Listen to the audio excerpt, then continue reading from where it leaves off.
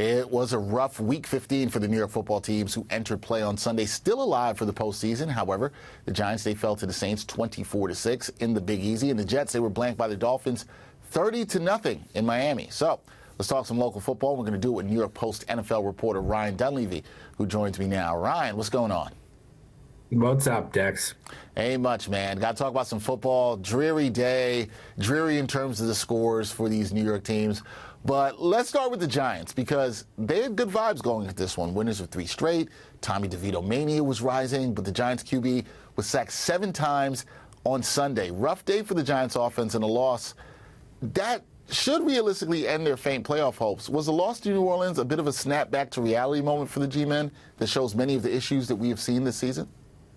Yeah, I think so. I think everybody got carried away in DeVito mania, which was a cool story. It had insanity vibes going for it.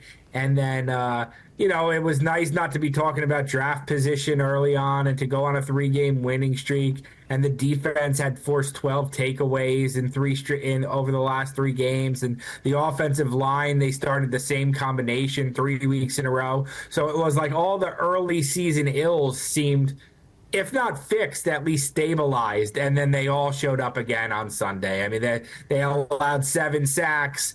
The defense didn't force a takeaway. They couldn't get stops against a Saints offense that was without Michael Thomas and Chris Olave, their 2 best receivers. Jimmy Graham scored a touchdown like it was 2009. Like it was Derek Carr throwing it like it was 2011. It just all the old issues resurfaced. Tommy DeVito kind of came back to reality. Which you would expect, right? He's still an undrafted rookie. Just one bad game doesn't mean he's done. He's going to be the starter again next game. So just kind of crashed back to reality. They didn't get much from Saquon Barkley. It was the old defensive game plan of take Barkley away and you take away the Giants. And that's what they did. They took away the Giants' playoff hopes. They took their playoff hopes away on Sunday as the Giants dropped to 5-9. Now the Jets, Ryan, they arguably had a worse day than the Giants against the Dolphins. Gang Green failed to score any points after putting up 30 last week in Week 14. Quarterback Zach Wilson, he suffers a concussion, didn't return in the second half. The team's now done. They're eliminated from playoff contention. Aaron Rodgers said he wouldn't return to play if the team is mathematically eliminated. So question here is for me, what should Jets fans be watching for with their team over the final 3 games of the 2023 season?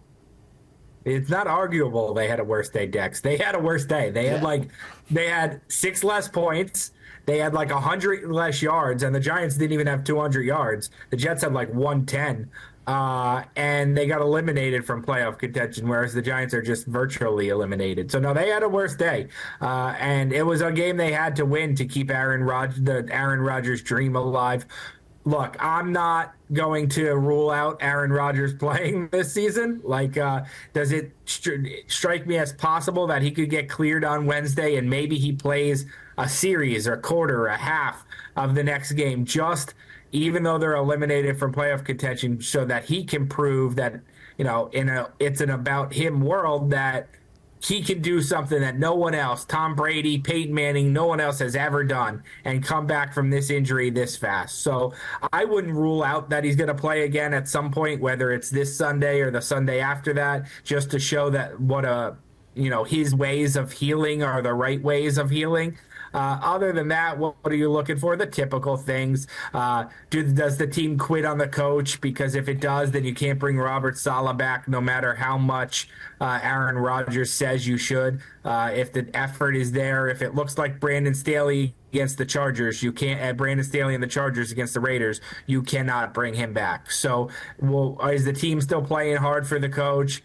What is Garrett Wilson frustration levels? And you saw Garrett Wilson with his weekly passionate display, we'll call it, on the sideline, not getting used right. So what's his frustration level going into the offseason? Those kind of things. And are there any young players? Maybe Izzy Abanaconda, the rookie running back, gets more involved. Maybe there's some guys, some rookie players you want to see their development. But really, the Jets season is just now, there's not a young quarterback you want to look at. Zach Wilson's gone, even if he returns from his head injury down the stretch. There's really not a lot to keep the Jets fan entertained here other than the possibility of Rodgers defying science. Yeah, Rodgers coming back, interesting possibility. Makes me wonder for who and for what, but you kind of made the reasons about what he might want to prove here down the stretch. Now, we're recording this before Sunday Night Football in Week 15, and the Week 15 slate of games, they've been okay, but I got to ask you this. At this point, when you look around the NFL, who's the best team in the league right now? I actually don't even know if it's close. I know the standings say it's close. There's a bunch of 10-3, 9-4 teams going into today. And I'm saying this not only before Sunday Night Football, Dex. Let's put a time. It's 5:30 Eastern time. So if the 49ers somehow gag it away, we can say it was before they did that. But it's the 49ers. I mean, you look at Pro Bowl voting, Dex. I think they had so I want to say that I should have looked at it. I think they had between 8 and 10 of the starters for the Pro Bowl right now at the 22 positions. Like their team is just loaded everywhere. Offense, defense, both specialists.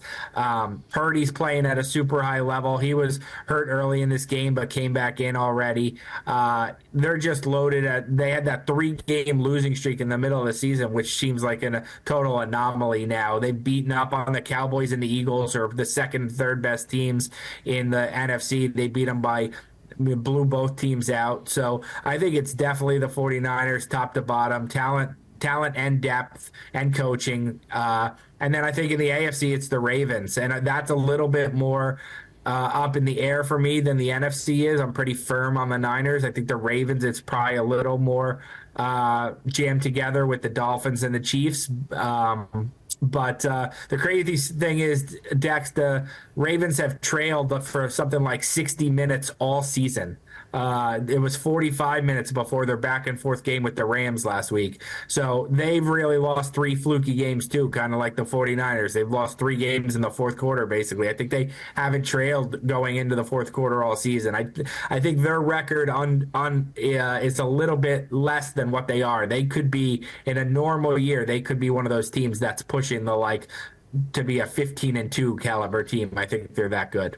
All right, Ravens in the AFC, Niners in the NFC as the best teams in the league right now. That is Ryan Dunleavy doing a great job for us, breaking down everything going on with football. Ryan, always good to talk to you. Thank you for the time. Thanks for having me, Dex.